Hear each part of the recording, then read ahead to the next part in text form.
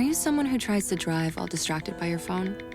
Someone who props it on the steering wheel or peeks down at it for a glance? Or just scrolls and scrolls? If so, you could be the next person to get into a fender bender, get a ticket, veer off the road, or even cause a crash that kills you or someone else. Enough already. Put the phone away or pay. Paid for by NHTSA. So you've got a business, but what about a brand? The difference? More of you. Wix gives you the freedom to create your website, own your brand, and do it on your own, exactly how you envisioned it. Experience limitless customization. Boost your creativity and efficiency with AI tools for every part of your business journey. Scale up with built-in SEO, e-com, and scheduling features. Put more of you in your business. Go to Wix.com and do it all yourself. Welcome to the Covert Narcissism Podcast. I'm your host, Renee Swanson. I am not a therapist, and you are not a victim. Welcome back to the podcast. Today's episode is a little different. You see, today we're going to get really honest, but with a twist. Because sometimes the only way to process the madness of covert narcissistic abuse is to laugh at it. So grab your tea, your favorite cozy blanket, and a big dose of I'm over this nonsense, because we're diving into conversations I wish I had with my covert narcissist, but didn't, because frankly, I didn't want to end up in yet another spiral of gaslighting and existential dread. So let's get started. The first story is called The Art of Tap Dancing Around Rage. So, yesterday was a storm I could feel before it hit. It started when he came home. The door slamming just a little too hard. The kind of slam that says, don't even think about asking me how I'm doing. His footsteps echoed down the hallway like thunder, heavy and erratic. Our child asked an innocent question. Dad, do you want to play Candyland? He snapped, sharp and cutting. No, I hate that game. I tried to gently intervene, only to be met with a glare and a voice tight with fury. He snaps at me. Get me some food. Every word he spoke carried the weight of someone who thought the world owed him something, and we were the ones who had to pay that price. So I gently responded, I was going to ask you if you wanted to go out for dinner tonight. But he stormed off, grabbed his shoes and his keys, and walked right back out the door. Then he was gone.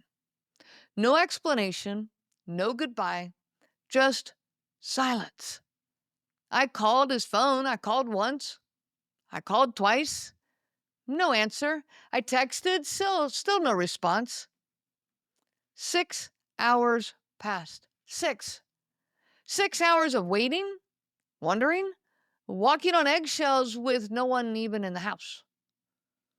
And when he finally came back, he carried himself like a man who had been wronged, full of self-righteousness and quiet contempt. He didn't ask how we were. He didn't apologize. He didn't explain. He just acted like nothing happened. And so I let it go. I let it go into Never Never Land. Never to talk about it, never to bring it up, never to acknowledge it, never, just never. It's just gone. And I was left yet again holding all the pieces together. So the next day rolls around, and I can't live in Never Never Land anymore. So I gather my courage, I take a breath, I tap dance the delicate steps that I have practiced all so well, and I said, hey, I know you were having a rough day yesterday. I know work is stressful and hard, and I can understand that, it's tough. But I was wondering, just maybe, if now would be an okay time to, maybe talk about what happened yesterday, if you aren't too busy or doing something else. But that wasn't what I wanted to say. You see, what I wanted to say was, Hey, you know when you stomped through the house like a tornado, slammed doors, snapped at our kid, got short with me, then disappeared for 6 hours without a word, only to come back acting like the wounded hero in your own movie? You know, that wasn't adulting. That was a tantrum in grown up clothing. But I didn't say that. No, you don't say stuff like that. Because if you do, you're mean, you're starting drama, you're too emotional, you're always twisting things. No, that's not what I said. So instead, I, said those carefully rehearsed lines. Could we maybe talk? If you're not too busy, if you want to, I don't want to bother you. And then here comes the classic script from him. What are you so upset about? I'm the one that had a rough day. You were the one being unreasonable. You should have just done what I wanted in the first place and gotten me the food. Well, now that cues the part of me that wants to respond with full, unfiltered sarcasm. Oh, you're right, Your Majesty. Silly me. I forgot I'm not supposed to have independent thoughts. My bad. I'll just do whatever you say from now on. You can think for both of us.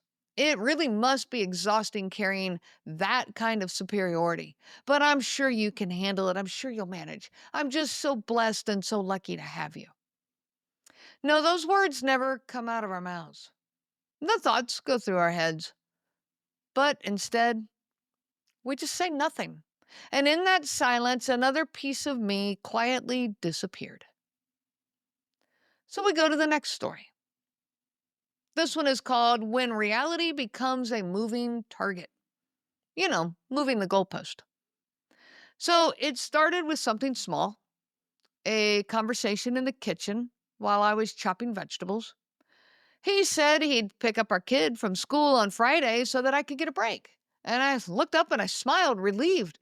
It was not often that he offered, and I'll take it. I even said thank you. And just like that, it was done. Nothing monumental, just a simple agreement. But when Friday came, and I asked him what time he was heading out, he blinked at me like I was speaking another language. I never said I'd pick her up. He snapped like I was accusing him of something unforgivable. I paused. Yes, you did. On Tuesday in the kitchen. You said you'd take care of it so I could rest. His face hardened. You must have misunderstood. That's not what I said. Maybe that's what you wanted me to say. And I felt the air shift. You know that moment where your stomach tightens? The world starts to feel a little less solid? That was it. Right there. The floor just shifted beneath me. Because I remember that conversation. I remember where we were standing. I remember holding the knife. I remember wiping my hands on the towel. I remember saying thank you. I remember his exact words. So what do I do now? Here's what I want to say. I swear, you and I do not stand in the same universe when we talk. It's like I'm speaking Earth and you're speaking Mars. But somehow, when the communication breaks down, it's always my fault. I misheard. I misunderstood. I made it up. How convenient for you.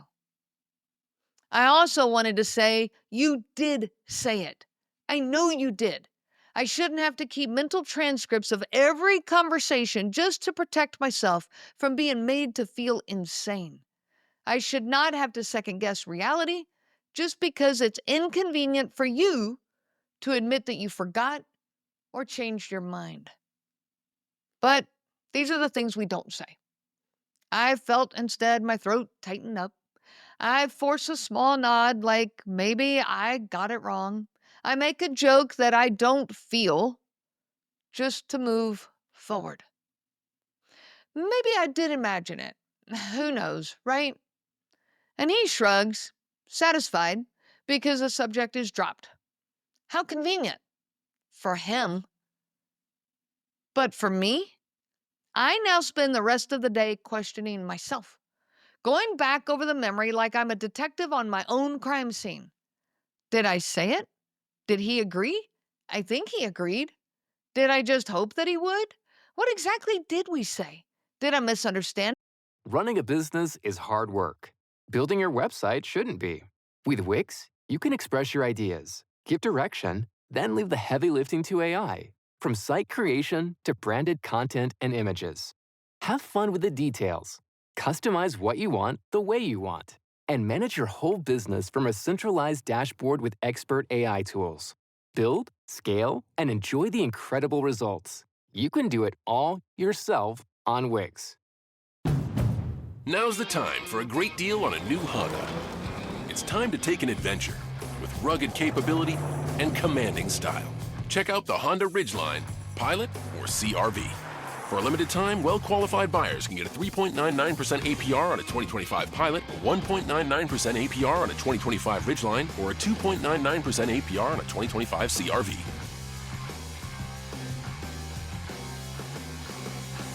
See dealer for financing details. Him? No. I know what I said, and I know what I heard. Don't I?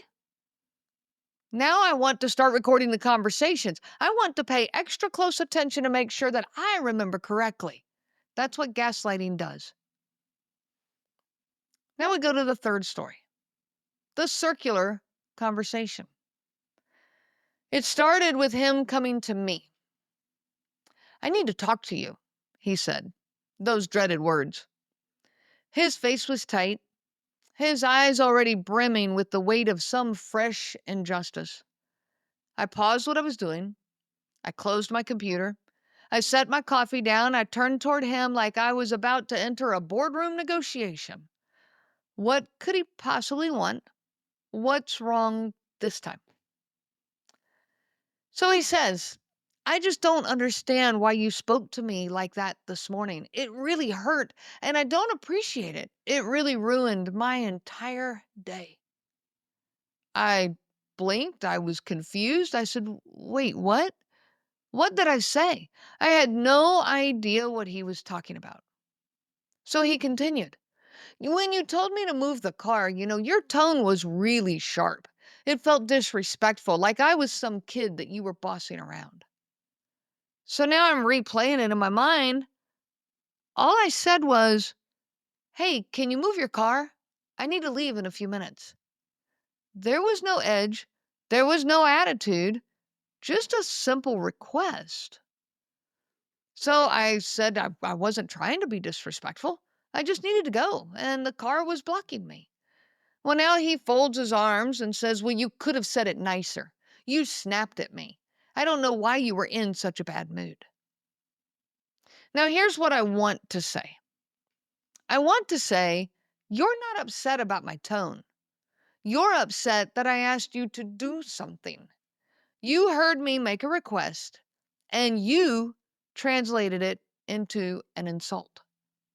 You turned one sentence into a personal attack because being asked to do something for me somehow feels like a threat to your ego. But I don't say all of that. I stay calm. I wasn't in a bad mood. I just needed to leave quickly. I didn't mean it to sound short. Well, now he snaps, so you admit it sounded short. You admit that you talked short to me. Well, now I'm trapped.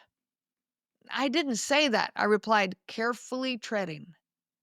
I said if I came across that way, it wasn't my intention. Well, now he rolls his eyes. You're gaslighting me. I felt what I felt. Don't tell me that my feelings aren't valid. Well, now we're back to here's what I want to say. I want to say to him, you take something painfully small, inflate it, assign it malicious meaning, and then make it my job to fix this thing that you have invented. And now you are weaponizing the word gaslighting to protect yourself from being questioned, even though you're the one rewriting what happened, which is gaslighting. Wait, I'm confused. But now I'm on the defense, so I apologize. Again, a little slower this time. I'm so sorry. A little softer. I'm really sorry. Trying anything to make this right. And just when I think that maybe we've cleared the fog, he circles back. I just think that if I talked to you like that, you would freak out. You always get so sensitive when I raise my voice even a little. Wait, I stare at him, completely stunned. The conversation was supposed to be about his hurt feelings, but now it's about my hurt feelings, which are being used against me? And my head hurts. And now we're tallying all the past moments, replaying hypotheticals, comparing reactions, and now it's not even about the car anymore. It's about everything I've ever done, real or imagined. So here's what I want to say. This isn't a conversation. It's a maze. And every time I think I've found the way out, you shift the walls again. You don't want to understand. You want to win, whatever that means. You want me so turned around that I don't have a clue what we're talking about or where we are. I have no frickin' idea what to say. But we don't say these things. The conversation ends the way that it always does, with me saying yet again, I'm sorry. And him saying, yeah, well, maybe just think next time. Again, here's what I want to say. Think about what exactly? That you are so fragile that I have to filter every syllable like I'm walking through a minefield? That your ego is so delicate that a simple request feels like an attack? That I have to tiptoe around your feelings while mine get dismissed, distorted, or used against me the second I try to speak up? Well, what he doesn't know is that I am thinking about these things all the time. In fact, I think about how to soften my tone before I even open my mouth. I think about what words to use so that he won't twist them into something they never were. I think about his moods, his triggers, and his silences. I think about how to keep things calm, how to keep things okay, how to shrink myself just enough to avoid setting him off. I think about it in the morning when I wake up, and in the evening when I rehearse conversations in my head that I will never actually say out loud. I think about it when I'm shopping, when I'm driving, when I'm answering a simple text. I think about it, in fact, so much that I've stopped noticing how loud the silence in me has become. So yes, I am thinking. But maybe it's time I start thinking about something else. Like what it's costing me to keep doing this. Like why my peace always has to come second. Like who I might be if I didn't have to edit myself just to survive a 5-minute conversation. The truth that I do want to say to him is you have built your comfort on my compliance. And I'm finally starting to wonder what would happen if I stopped playing along. These are the words that we want to say, the conversations that we wish we could have. I wish you so much peace on your journey of healing. You have been listening to the Covert Narcissism podcast, where we break apart the insidious nature of these incredibly destructive and frustrating to the ends of the earth individuals. If you are struggling with the isolation, overwhelming self-doubt, and obsessive ruminating, you are not alone. I offer live, personalized coaching that is specific for you. This coaching can be individual or group sessions, or a combination of the two. You can find all the information at covertnarcissism.com. Reach out anytime. My email address is Renee, R-E-N-E-E, at covertnarcissism.com. And remember, I am not a therapist and you are not a victim, but I am a coach and you are a survivor. The information provided by Renee Swanson, Covert Narcissism Podcast, and CNG Life Coaching is for educational purposes only and is not to be used for diagnosis purposes. It is not intended to be a substitute for clinical care. Please consult a health care provider for guidance specific to your case. This material discusses narcissism in general. Renee shares stories from her personal experience as well as from those she has talked with for several years. Her material does not claim that any specific person has narcissism and should not be used to refer to any specific person as having narcissism. Permission is not granted to link to or repost this material to support any allegation or claim that any specific person is a narcissist. That would be an unauthorized misuse of the material and information provided. Now's the time for a great deal on a new Honda. It's time to drive smarter with high-tech features and excellent reliability. Check out the Honda Civic, Accord, or HR-V. For a limited time, well-qualified buyers can get a 4.99% APR on a 2025 Civic or a 3.99% APR on a 2025 Accord or HR-V.